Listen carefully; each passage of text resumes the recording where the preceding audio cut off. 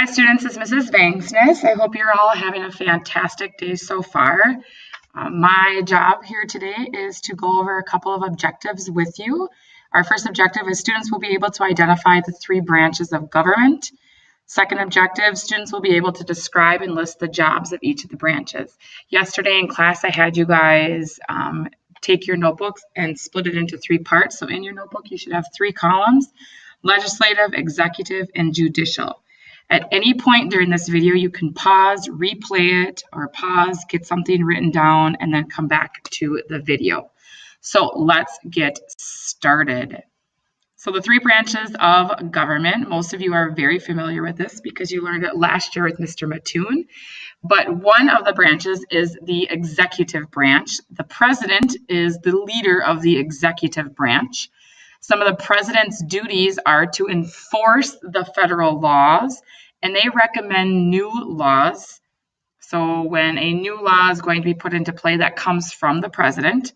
They are the commander-in-chief, meaning they are the leader of all of our armed forces. So Army, Navy, Air Force, Marines, Coast Guard. They are the leader of all of our soldiers. Their job is to meet with leaders of other countries.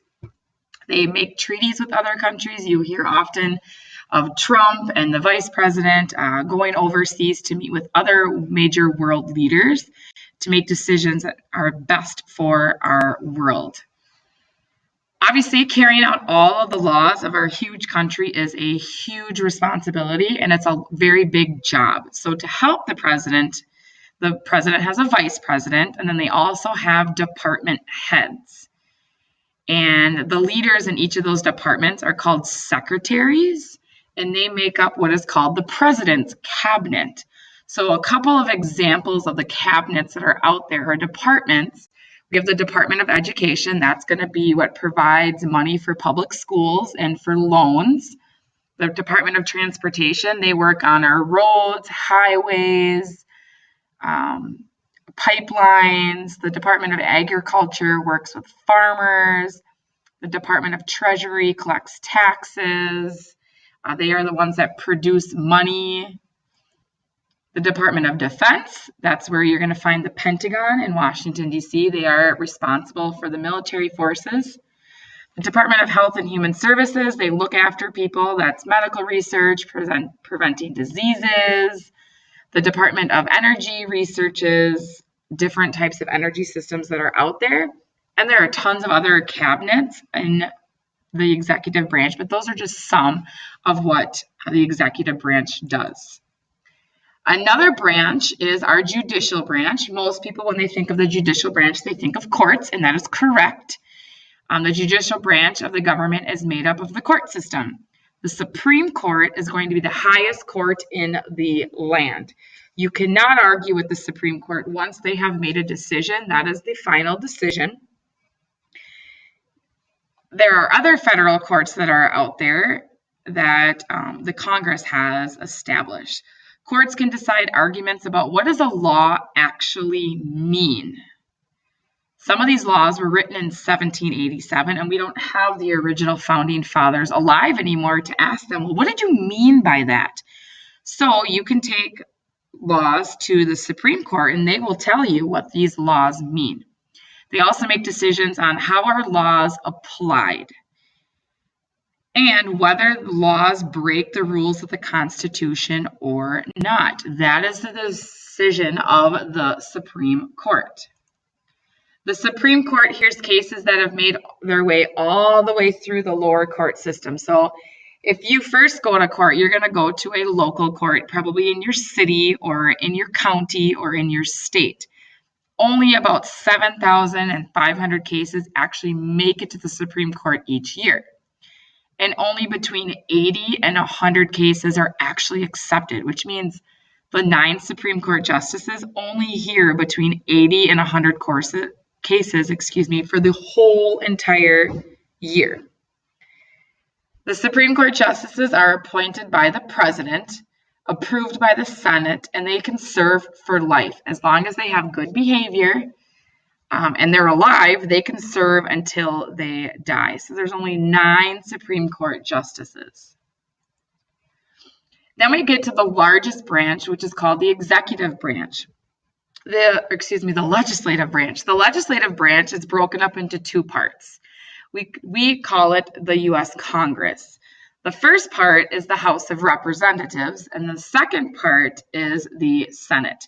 Congress primarily meets in the U.S. Capitol, and their job is to write, argue, and debate, and pass bills. And once they pass a bill, then that bill then moves on to the president for approval to become actual laws. The House of Representatives. In the House of Representatives, the representation is based on the number of people living in the state. So states that have a large population, for example, like California or Pennsylvania or New York, you're going to have a higher number of representatives. In Minnesota, we have 10 representatives based off of our population.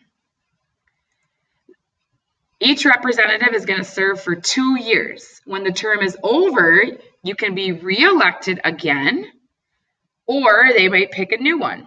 If you want to run for representative, you have to be 25, you have to be a U.S. citizen for at least the past 7 years, and you have to live in the state you represent. So if I wanted to become a House of Representative for the state of Minnesota, I could do that. I'm at least 25, I've been a U.S. citizen for 7 years, and I live in Minnesota. Then you have the Senate. Each of the 50 states sends 2 people to the Senate. No matter how big or how small your state is, everybody gets 2. It's equal. So in total, there are 100 senators. Each state has equal representation. A senator serves for 6 years. When their 6-year term is over, the people from that state can choose to elect them new or keep the same person. If you want to be a senator, you've got to be at least 30, you got to be a U.S. citizen for the past 9 years, and you have to live in the state. Once again, I would meet all of these qualifications if I wanted to become a senator. So that gives you a little bit of information about the 3 branches of government.